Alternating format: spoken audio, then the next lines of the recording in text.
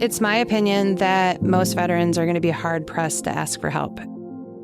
Sometimes we forget that the people that we love, they're just as affected by our active duty service or our deployments as we are.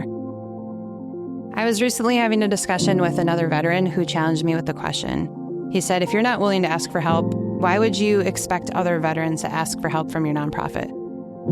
If you are not willing to swallow your pride and ask for your own help, shift your mission focus toward the family and loved ones around you who have also been inevitably affected by your service, and consider what you can do to help them and what you can help in the community. I think there is a natural disconnect between a service member and a family, and a lot of times that leads to the reintegration process being very difficult. With veterans being hard-pressed to ask for help, and the family members back home doing what they can to keep things going, a lot of times when you come back together, that can be extremely difficult. And without a veteran being willing to ask for help, it can lead to the family feeling neglected a bit in that process.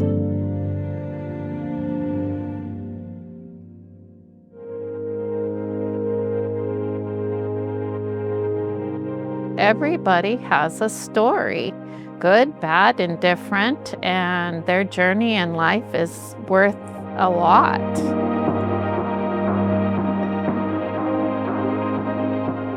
This was the Bible that when Steve was doing Bible studies as he was walking out of his Connex. This is the shrapnel. He was going to the Bible study. Growing up, we loved to go water skiing. We were a competitive water skiing family. My girlfriend said, well, maybe we should go out to lunch with Steve Hadimer. And I said, yeah, why not? We went out to lunch, which led to going out to the lake and taught him how to water ski. And Steve became a pretty good water skier because he didn't have a chance not to water ski if he wanted to date me. When I met Steve, Steve was in the Marine Corps Reserves, and we decided that, okay, he's going to go full active duty military. But he didn't stay in the Marine Corps. He went to the Army. Lived in South Carolina, Hawaii, Olympia, Washington, and then we ended up here at the demands of the military.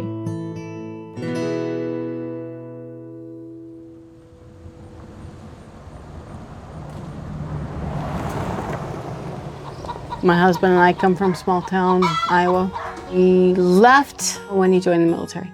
Traveled throughout wherever the military sent us, and the military sent us here. He's on the phone with the sergeant major, and I'm looking at the map going, Michigan. Okay, now where are we going? Marquette, Michigan. And I'm like, I don't see no Marquette, Michigan. And they're like, no, it's farther north. And I kept going, and I'm like, that's Canada.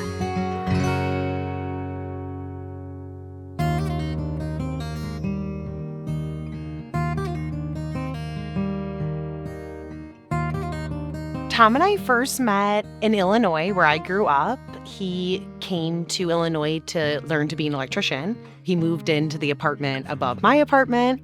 We met each other in the driveway, and pretty much it's been history ever since. I remember when he was in my kitchen the first time, and I said was talking about just his story of his life. And he had told me that he had served in Iraq as a Marine. And I said, do you have PTSD? And he looks at me and he goes, that's not something you ask someone. And from my perspective, I was just thinking, well, the more I know, the more that I can understand and help.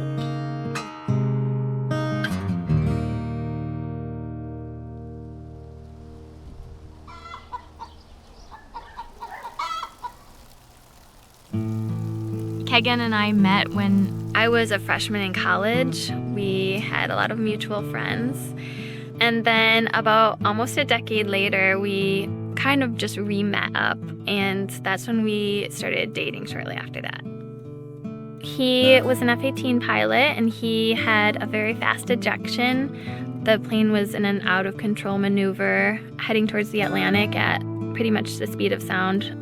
The force of the wind against his body caused a severe brain injury. It caused open fractures in all 4 extremities, and he was submerged in the Atlantic in January, so the temperature was just above freezing for, I think it was about 45 minutes. So he had hypothermia.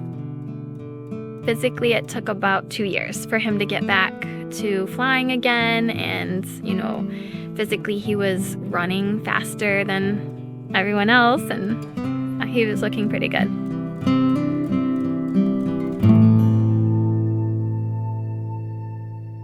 It's been over 20 years, and Steve wanted to get out and retire reserve. He put in his paperwork before he knew they were deployed to Iraq. He could not get out of the service. After that many years, you learn to separate. I had a job to do. I had to raise the kids. I had to pay the bills. I had to do the laundry. I just kept the household running as normal as possible, going to work. The Iraq war was escalating. I remember hearing mortars go off in the background when Steve called.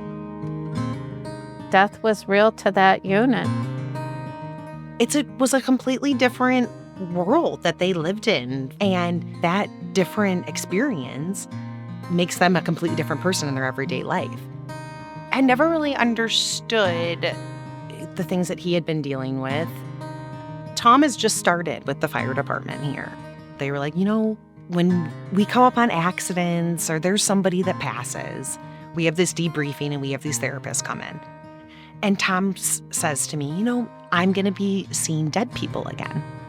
And him saying again was so hard to hear. They're in a unique situation. Who knows what could have happened that they're dealing with that I have no clue on. Maybe there was an explosion, or there was a car bomb, or there was any number of things that happened. But they still have to go about their regular lives. And there was a lot of times that, we had to do that. Christmas Day 2003. I found out at 7 p.m. Christmas Day. My oldest son answered the door. Good evening. Is this the Adama residence? And he was yelling up the stairs and saying, "Mom, the military's here." I came down. They're standing at the door. And it was the Ishpeming Armory National Guard unit that came in, and that unit had never done that before, or never was prepared to give a death notification.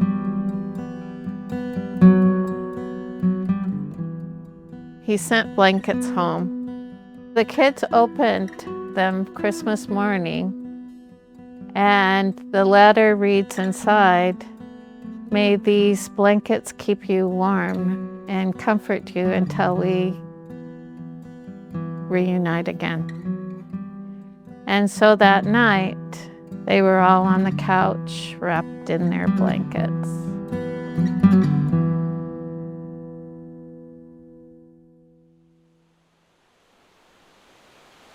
Shortly after we were married, we were restationed out to California, and that was unexpected for Kagan. And so I think the stress of that move really triggered something. And at the same time, obviously, it was his first time rejoining an active squadron.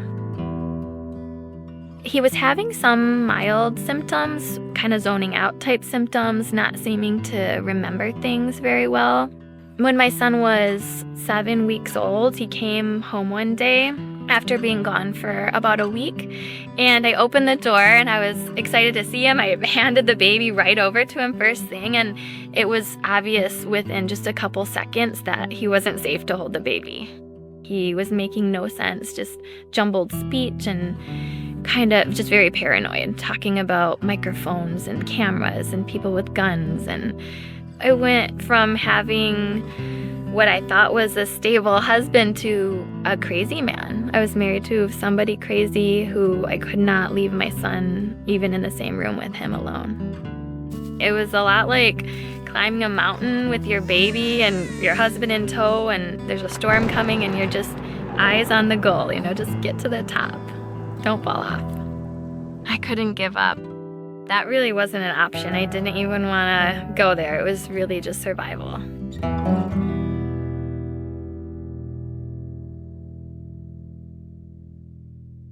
The major difference between when my husband was deployed and then when my son Dalton was deployed, he was deployed in 2012, was my role was different.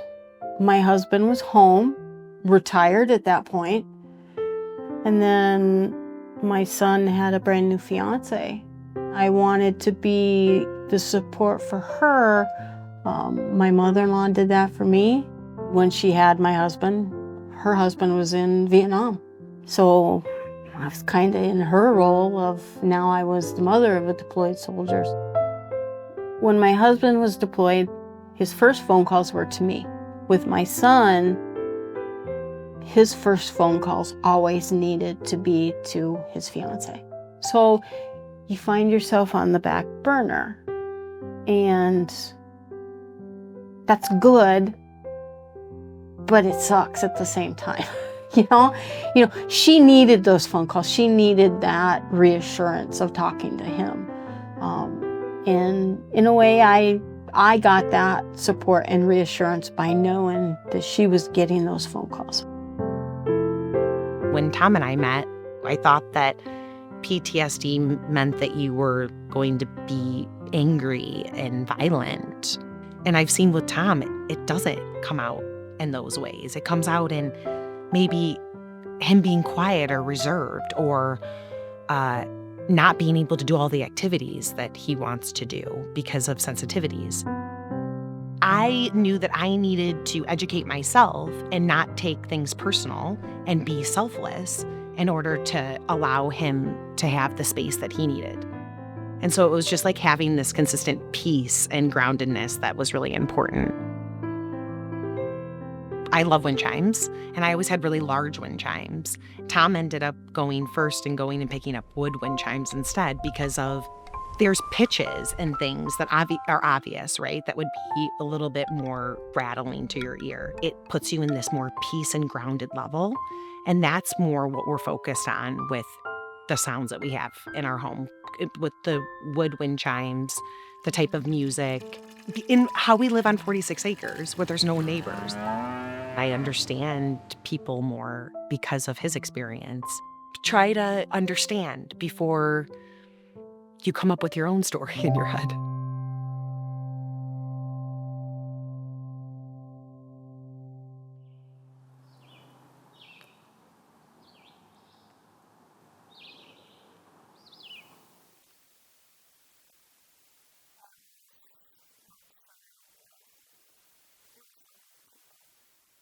It was a very difficult time, and I was in such shock and denial. I froze. People weren't so respectful of your privacy. They would do drive-bys, follow you, kind of like a little bit of stalking. I had to do 2 PPOs against people in our community. There was a lot of things that were sent to me. Money, cards, blankets, pictures, and it was so overwhelming. It was a lot of money. Mark was the one who kind of showed up right after Steve died, and he was the pastor of our church. And Mark and Steve were good friends. When my family left, the kids always called Mark. You just hid behind Mark. He was that man. All eyes are looked at you when you go to the football game for the first time. All eyes, what's she gonna do? How's she gonna act? Who's she with? Mark ain't leaving. What's he gonna do? Yeah. So if this is legal,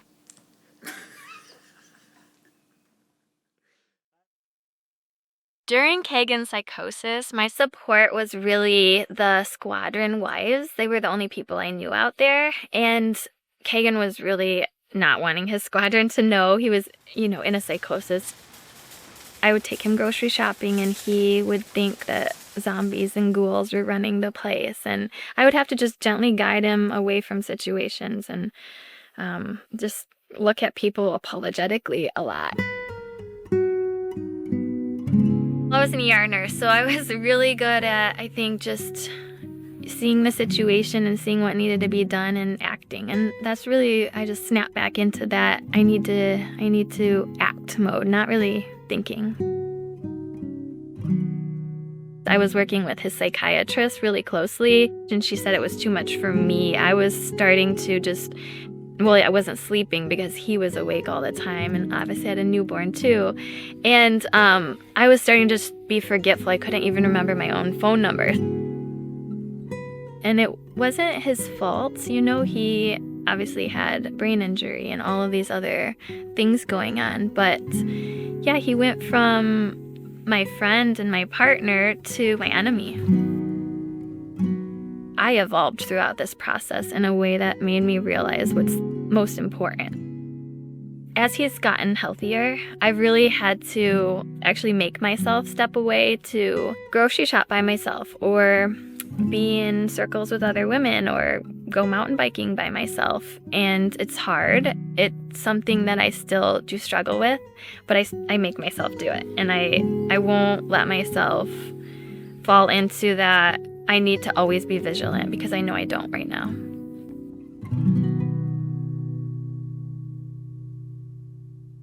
Me being the mother of a deployed soldier versus the wife of a deployed soldier, I'm not going to say one was worse than the other. They both sucked, but they were different. They were two completely different obstacles. I have a veteran friend that likes to tell me the family had it way worse than the soldiers. And my reply has always been, and will always be, it's not worse. It's different. We deal with this side of it. The deployed soldiers deal with this side of it. And we have to meet in the middle. So the things that my husband or my son experienced, they experienced. It's not something that I will ever experience. It's not something I will ever fully understand. The things that I experienced back here, or anyone else in similar situation, is our experience. They can never truly understand what we went through. It's not better, it's not worse, it's just different.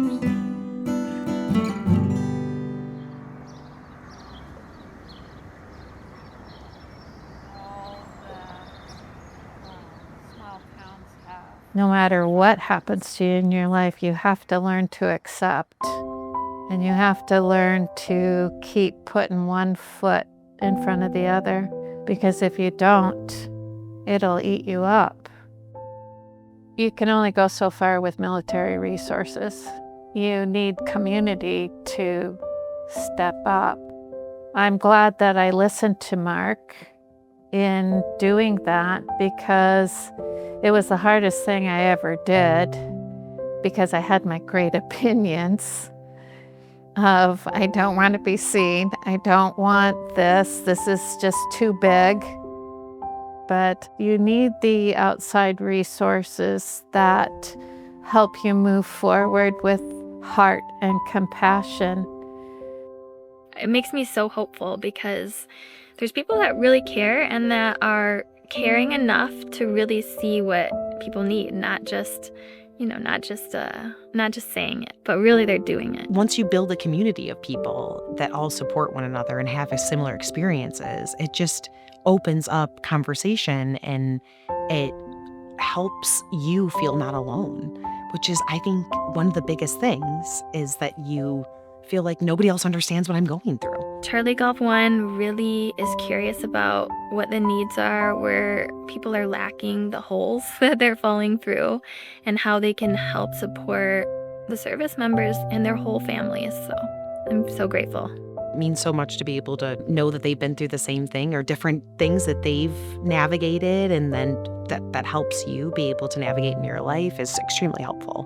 Military nonprofits, they have gone beyond the call of duty. All the nonprofits that my husband has found and worked with allowed our family to thrive rather than crumble. No one will ever take away my experience as a family member of the military, spending over 20 years of service with a soldier. And that's a whole lot of experience of a life cycle of a soldier who is killed. No one should have to experience that, but if you experience that, it literally is your story, no one else's story. So today I can laugh and I can smile and see a bald eagle fly by.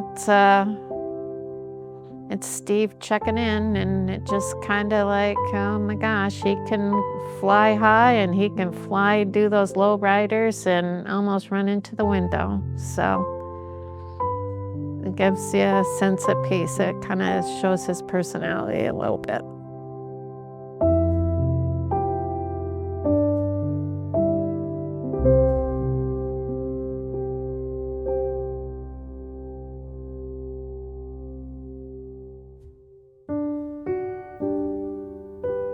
A veteran is somebody who wrote a blank check made payable to the United States of America up to including their life. And Charlie Golf One is an opportunity to honor those individuals. Charlie Golf One actually is an old military term that means standing by to assist. Our local nonprofit is trying to raise money to build a housing community as well as a community center to be a landing spot for veterans and their families. That having that community there for not just the veterans, but also the veterans' families can really provide that support and that peace and that component that helps the family also transition as their loved ones come back into civilian life. Oftentimes you hear a veteran talk about who they were going into the military is not who they are coming out. And helping our veterans find a new sense of purpose and a new sense of belonging is pivotal. I believe that we all need to step up and do our part in providing access to these veterans so that they have every opportunity available to them. This is going to take a community to build this community. It's also going to take a lot of financial resources. So whether it's finances, volunteer time, sharing your gifts, we invite everybody who feels compelled to be a part of something much bigger than themselves, to join us in this mission and creating this subdivision that's going to have a profound impact for a lifetime. It's going to be a legacy project, and we can't do it without everybody involved.